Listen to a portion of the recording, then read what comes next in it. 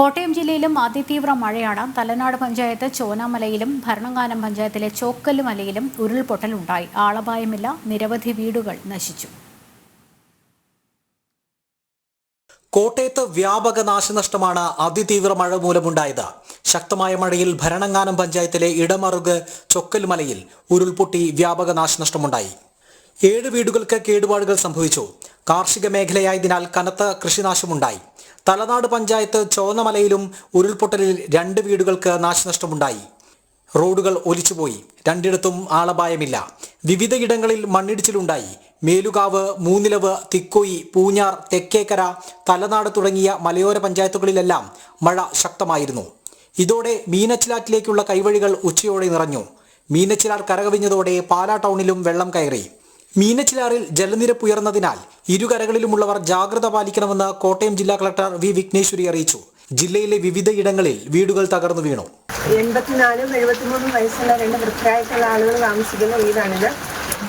ഇത് സത്യം പറഞ്ഞാൽ ഇന്ന് രാവിലെ 10 മണിക്കുണ്ടായ വലിയൊരു കാറ്റിലും മഴയിലും തകർന്നു വീണതാണ്. അപ്പോൾ എന്തോ കുറച്ച് ഈശ്വരാധീനം ഉള്ളതുകൊണ്ടാണ് അവർ രക്ഷപ്പെട്ടത്. കാരണം ഈ വീടിനുള്ളിൽ അധികം സൗകര്യങ്ങളില്ല.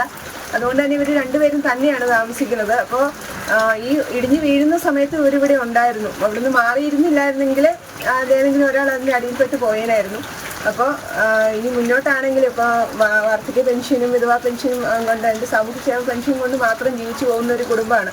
അപ്പോൾ മുന്നോട്ട് സർക്കാരിൻ്റെ എന്തെങ്കിലും സഹായങ്ങൾ കിട്ടിയാൽ മാത്രമേ അവർക്ക് ഇനിയിപ്പോൾ ഈ വീട് പുതുക്കി പണിയാന്ന് വെച്ചാൽ വീടിനോട്ട് ഇനി ഒന്നും നടക്കില്ല. പുതിയ വീട് പണിയണം. ഈരാറ്റുപേട്ട വാഗമൺ റോഡിൽ തിക്കോയി കല്ലം ഭാഗത്ത് മണ്ണിടിഞ്ഞു. വാഗമൺ റോഡിൽ ഏറെ നേരം ഗതാഗതം തടസ്സപ്പെട്ടു.